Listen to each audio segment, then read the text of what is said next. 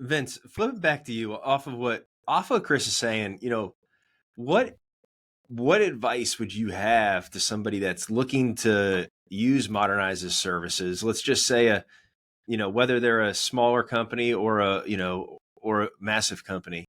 What would they expect on day one? What does the service behind it actually look like? Like I'm trying to peel back the layers here a little bit and get to something where there's some hard points, but and this is hard. This is very difficult for me because I want it to be real, right? I want the conversation to say, hey, no, the reality is this.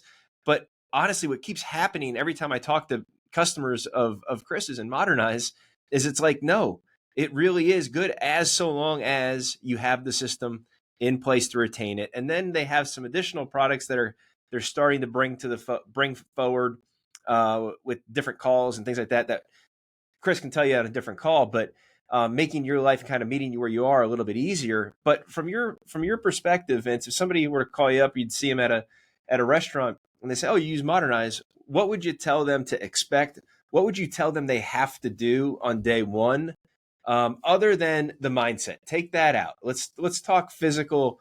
I don't want to say a tech stack, but like what's the intake look like? What's the outtake look like? What should they expect and what should they do? Yeah, I would say I would first probably ask them, what's your setup look like? What do you have? And if they're like, well, we're operating on Google Sheets, I'd be like, well, okay. And then if they said, how many times do you call a given lead? They're like, I'll call it a few times. Okay. And how long does it take you from the time you get the lead until the first phone call? Yeah, we usually call within an hour. We call pretty quick. I'm like, yeah, don't even go down that path. Don't even go down that path. It will fail because like I'm surprised you guys are even in business. Any lead will fail with that model. You have to have What's your expectation of your team on that front? my By the time you get a expectation, lead, seconds. I mean, I've said before that people always break marketing down into two categories. They think it's brand and performance, and everybody neglects the operations.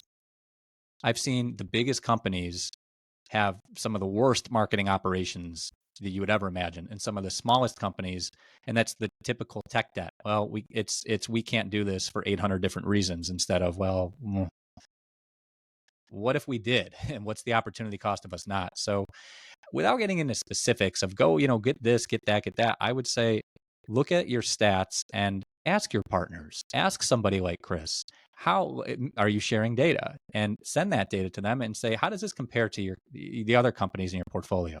And if they come back to you and say it's atrocious, then you really need to look inward and say, okay, well, maybe that's why it's not working. yeah. So I'm not going to give away the secret recipe, don't get me wrong, but what I'm going to say is this. Here's what I'll say.